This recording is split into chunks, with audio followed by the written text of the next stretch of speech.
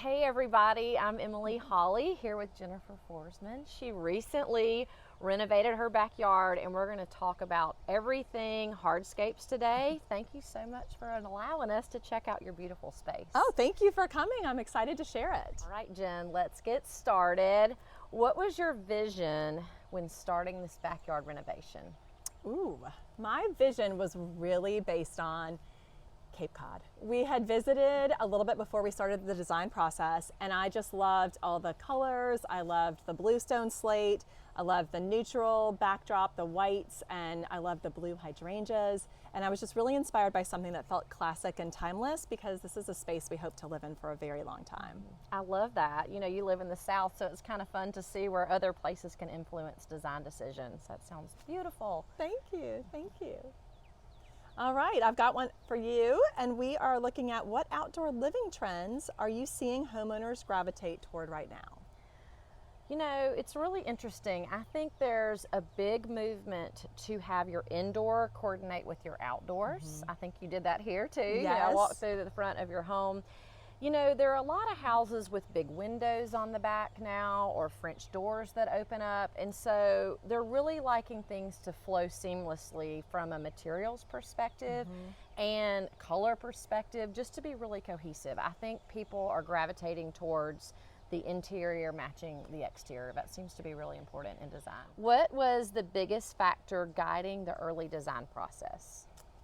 Well, I think the biggest factor was creating a space that was really usable to entertain family and friends. And we wanted to make sure that we were spending more time entertaining and less time maintaining. So we decided to do something on the pool deck surface that is very low maintenance. We selected a porcelain paver, which has been wonderful so far. And we also wanted to make sure, because we have extended family around, everybody from toddlers up to grandparents, we wanted to make sure that it was slip resistant and was really safe for everybody to enjoy.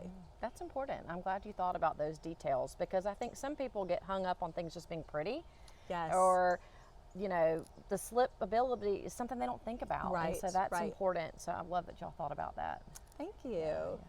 I've got one for you. Okay. What role does texture play in creating a luxury outdoor space?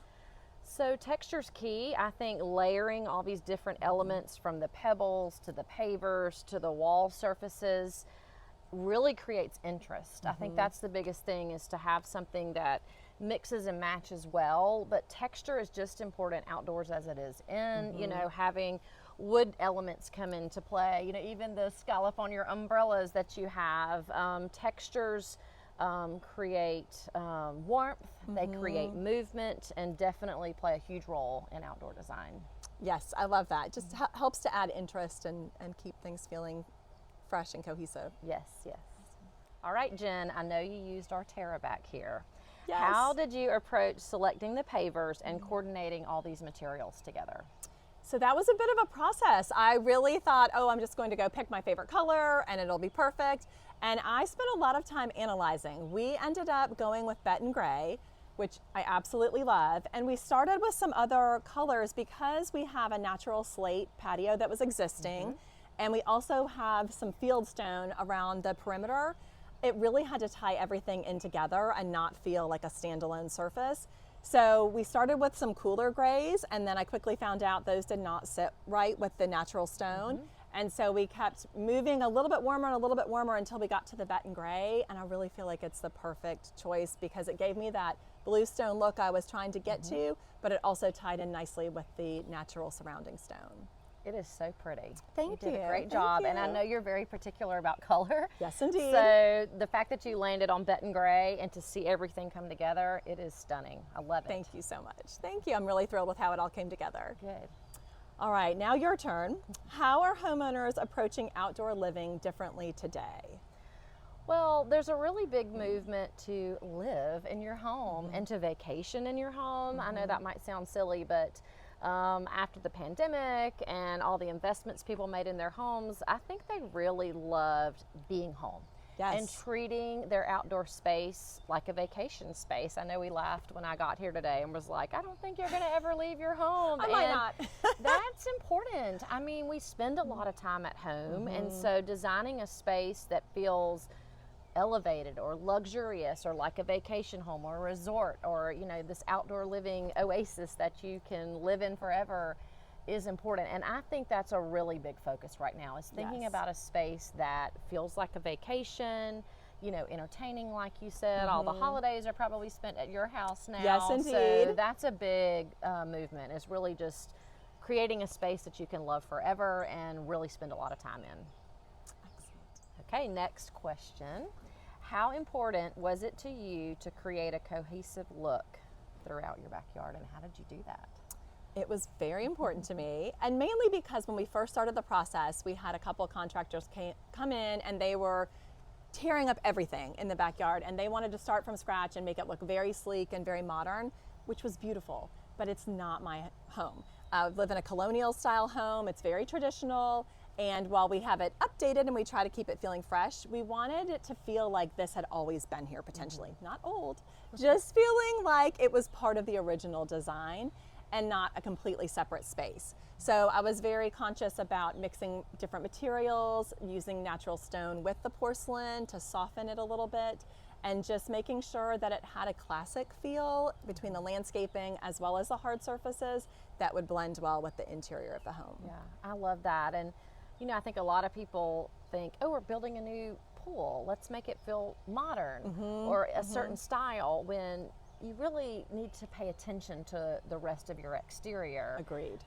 So that it doesn't feel like it just kind of landed out of nowhere. Correct. That it was thought through, and this definitely feels that way. Thank you so much. So for you, I was curious about what MSI outdoor products do you think are really helping create elevated backyard spaces right now? We've been developing a lot of new materials. I know the XL Rock Mount collection has been a huge hit. We have some new really light, creamy ivory tones coming in that collection beautiful. that are beautiful. And just the larger pieces of stone people are really gravitating to. That's one I love it. collection. And another surface that we have been playing in, a soft surface, is actually turf, which is a huge hit. Yes. Something that's kind of been fun for MSI because we've played in hard surface materials for so long. Turf is a great finisher for an outdoor project. It's low maintenance. Yes. It looks great year round. You're not going to have to worry about a patch dying, a certain type of season. So turf has been a big winner for us. And I think in general, almost being like a one-stop shop for people to plan a project. I mean, you have Yes, several of our indeed. materials here at your home. So from pebbles to pavers to stacked stone, we can really do the whole project. And That's that amazing. is a big benefit to people when they walk in the door, to be able to go to one place and select everything. Yes, I love that. All right, Jen, what were some important considerations while designing around the pool area? Well, this was an area that I really had not fully thought through before we got into the process.